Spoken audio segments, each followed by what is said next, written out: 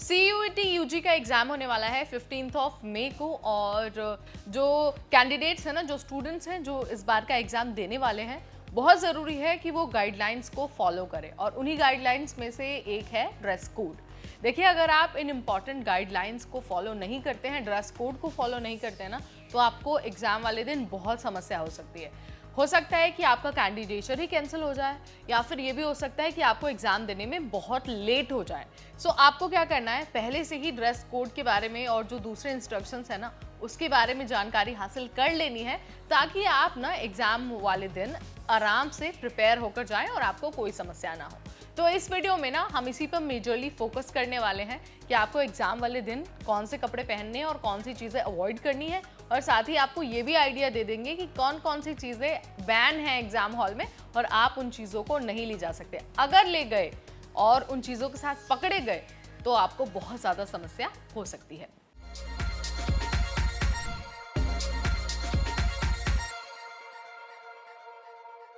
Hi everybody, मैं हूं आपकी होस्ट नेहा उपाध्याय और CUET यूजी वाले बच्चों के लिए ना ये खास वीडियो लेकर आ गई हूं।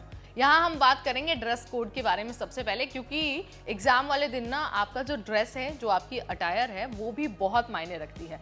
सो हम एक एक करके बात करेंगे, मेल का अलग और फीमेल का अलग। सबसे पहले हम फीमेल्स की बात कर लेते हैं कि आपको क्या पहनकर जाना है एग्जाम हॉल वाले दिन। सो देखिए, आपको ना लाइट कलर के और बहुत कंफर्टेबल जो कपड़े हैं ना, वेदर के हिसाब से वो पहन के जाने हैं। और आपको नॉर्मल फ्लैट्स या फिर स्लीपर्स ही पहनने होंगे।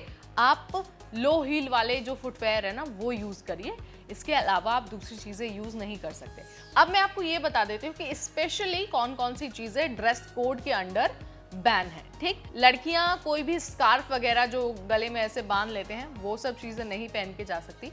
दूसरा, आप रबर बैंड्स या फिर क्लिप नहीं यूज कर सकती अपने बालों में। इसके अलावा आप जो ज्वेलरीज ऑर्नामेंट्स पहनती है ना, लाइक नोज पिन हो गया या फिर इयररिंग्स हो गई या फिर गले में चेन हो गया या फिर कोई ब्रेसलेट वगैरह हो गया, ये भी आपको नहीं पहननी है। आपको इस बात का ध्यान रखना है। सिंपल कपड़े लाइट वेट होने चाहिए, लाइट कलर्ड होने चाहिए, वो आप पहन के जाइए। कोई रबर बैंड नहीं, कोई स्लीपर नहीं, कोई हील्स नहीं। आपको इस बात का भी ध्यान रखना है। लड़कियों को टैटू और मेहंदी लगाने से भी बचना होगा, ये भी बैन है। ये लड़कियों के लिए बात हो गई। अब हम लड़कों की तरफ चलते हैं और ये जान लेते हैं कि लड़के किस तरह के अटायर में आ सकते हैं और कौन सी चीजें उनके लिए बैन की गई हैं। लड़के नॉर्मल टी शर्ट पहन सकते हैं और ट्राउजर पहन सकते हैं, जो बहुत फैंसी नहीं होना चाहिए, बहुत ज़्यादा जिसमें शिमरी शिमरी चीज़ें होती है ना, वो झालर वालर, वो सब चीज़ें नहीं होनी चाहिए। प्लेन सिंपल होना चाहिए, सोबर होना चाहिए। आप वो पहन सकते हैं, टी शर्ट पहन सकते हैं, ट्राउजर पहन सकते हैं। और आप नॉर्मल स्लीपर्स में आ सकते हैं। Shoes not allowed. एग्जाम के दिन आप शूज़ में नहीं जा सकते, सॉक्स नहीं पहन सकते। स्लीपर्स आपको कोशिश करनी है कि आप नॉर्मल स्लीपर्स पहन लीजिए। जूते बिल्कुल आपको अवॉइड करने हैं। जूते पहनकर आपको एग्जाम हॉल में एंट्री नहीं मिलने वाली है। इसके अलावा अगर लड़के भी, कई बार क्या होता है कि कान में पियर्सिंग करा के कुछ पहनते हैं, सो लड़कों को वो भी अवॉइड करना है। भले ही आपने एक कान में पहना हो, आपको भी नहीं पहनना है। कोई चेन है या फिर कोई ब्रेसलेट है, वो भी आपको अवॉइड करना है। आप नहीं पहनकर जा सकते, सिंपली आपको ऐसे ही जाना है। सो लड़के और लड़कियों के लिए जो ड्रेस कोड है, ये तो आपको पता चल गया।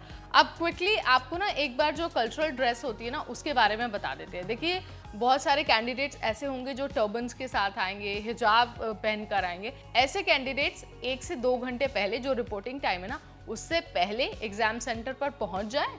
और उसके बाद जब सारी चीज़ें कंप्लीट हो जाए, सारा प्रोसीजर कंप्लीट हो जाए, तो वो आराम से एग्जाम हॉल के अंदर जा सकते हैं। अगर आप कल्चरल ड्रेस पहनने वाले हैं तो आपको 1 से 2 घंटे पहले रिपोर्ट करना होगा, बिफोर द रिपोर्टिंग टाइम। जो रिपोर्टिंग टाइम है ना नॉर्मल, उससे 1 से 2 घंटे पहले आपको वहाँ पहुँच जाना होगा। इस बात का आपको ध्यान रखना है।